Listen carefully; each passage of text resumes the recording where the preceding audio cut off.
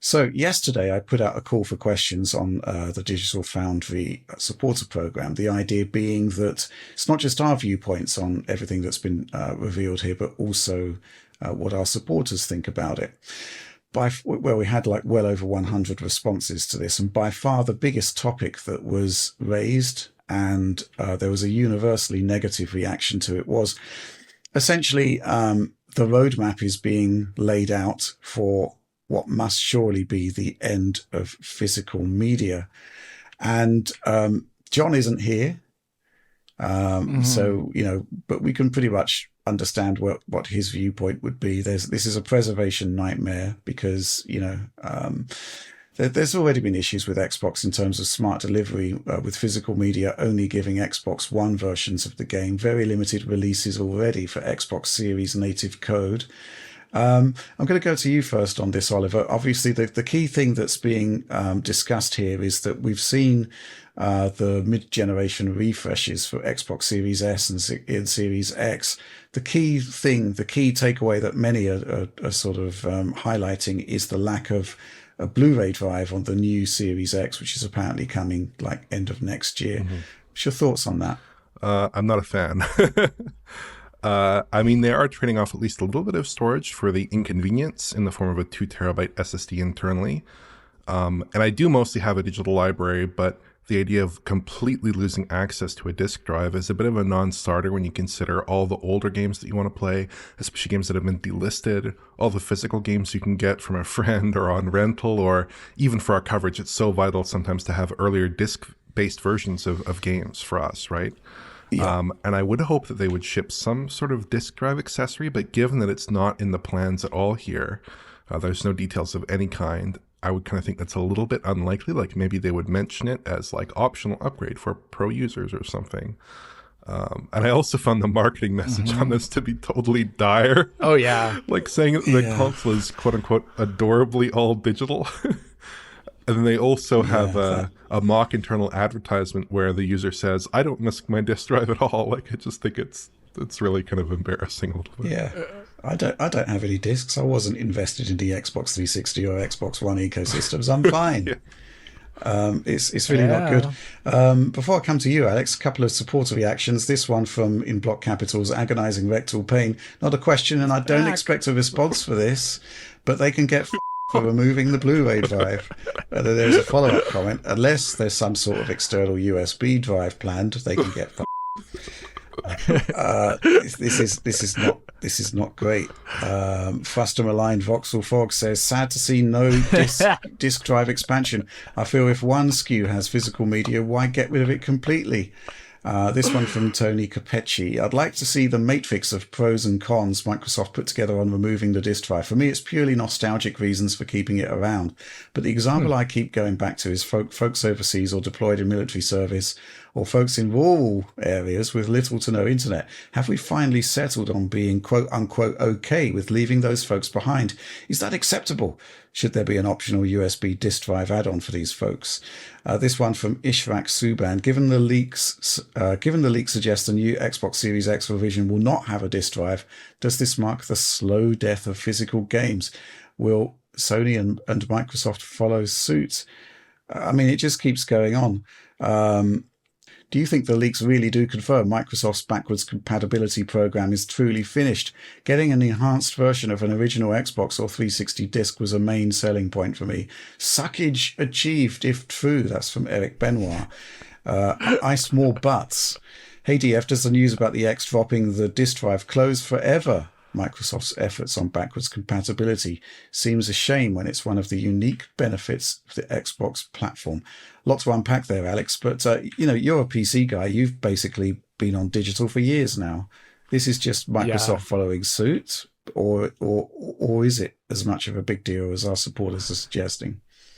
So, I mean, if you are if you're like between the ages of 25 and 45, maybe this is a big deal. And I mean that because like historically you're used to it. And if you only play on consoles, you're historically used to this, the way the marketplace was set up back then. And times have dramatically changed.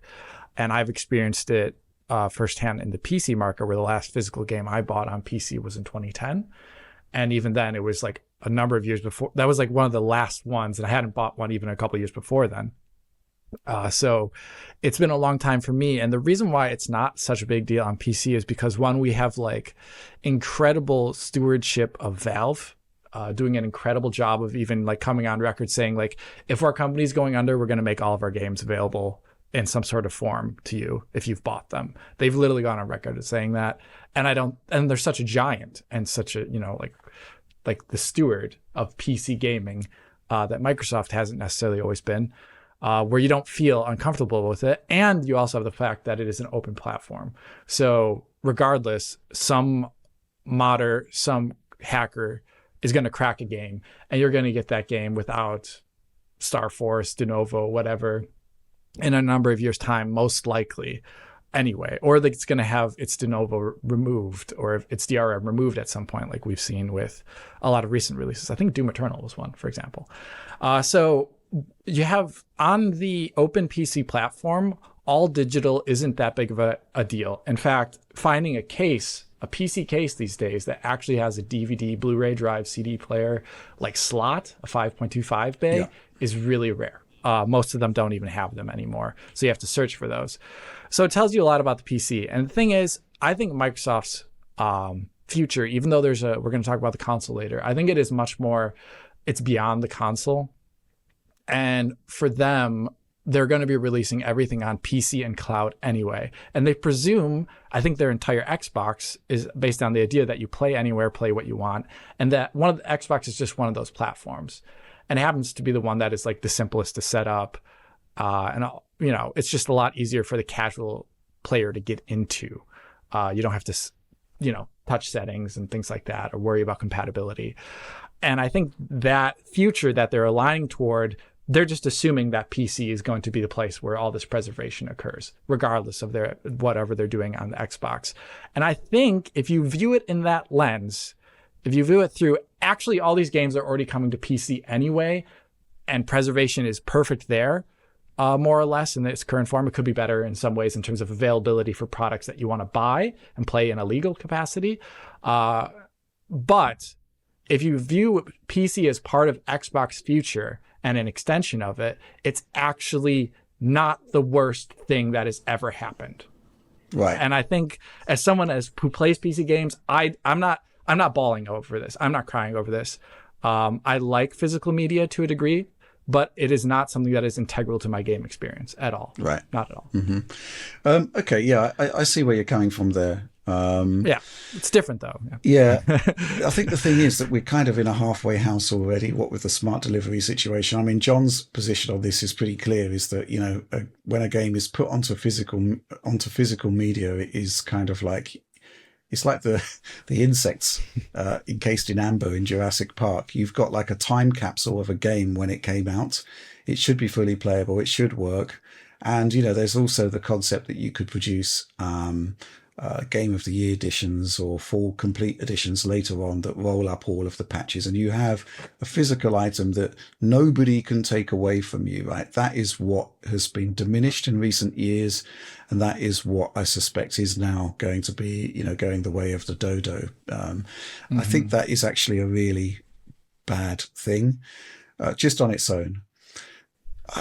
Oliver, what do you think about this? Do you think, one of the questions we got here, that it is going to be the case that Nintendo and Sony will follow suit?